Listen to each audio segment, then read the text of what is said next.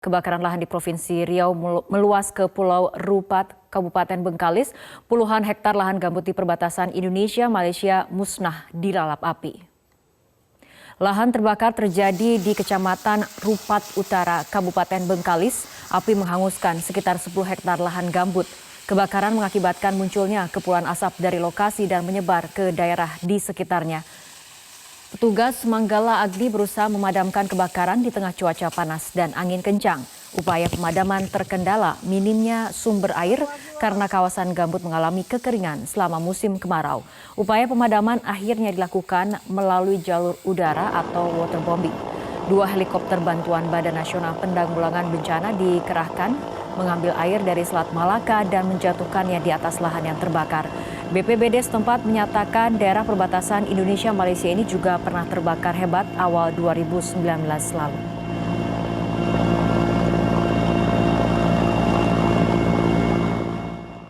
Terdapat satu titik hotspot yang harus kita tanggulangi untuk pemadamannya.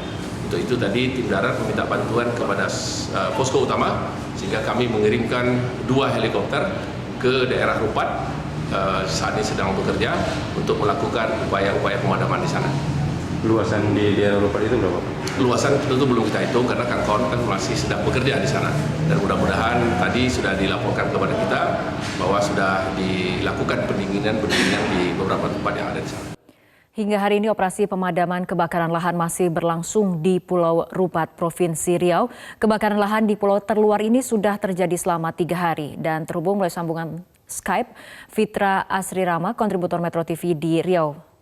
Bagaimana situasi kebakaran lahan di Pulau Rupat? Apakah sudah berhasil dipadamkan? Ya, Fitri dan pemirsa, hari ini operasi pemadaman kebakaran lahan difokuskan di Pulau Rupat, Kabupaten Bengkalis, Riau, tepatnya di Desa Darul Aman, Kecamatan Rupat. Diperkirakan puluhan hektar lahan gambut terbakar di kawasan yang berbatasan dengan Indonesia-Malaysia ini. 2 helikopter bantuan Badan Nasional Penanggulangan Bencana sudah dikerahkan ke Pulau Rupat.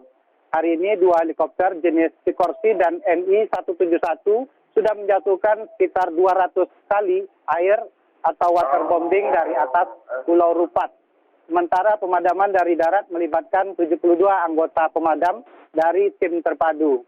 Sebagian lahan memang sudah berhasil dipadamkan, namun cuaca panas dan angin kencang di lokasi menyebabkan kepulan asap masih terlihat di area gambut ini.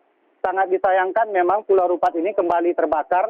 Pada awal 2019 lalu, kebakaran lahan juga terjadi di lokasi ini, di mana Panglima TNI Marsikal Hadi Cahyanto dan Kapolri Tito Karnavian juga sudah sempat meninjau kawasan Pulau Rupat ini untuk memantau pemadaman kebakaran lahan yang dilakukan oleh ratusan anggota Kostrad.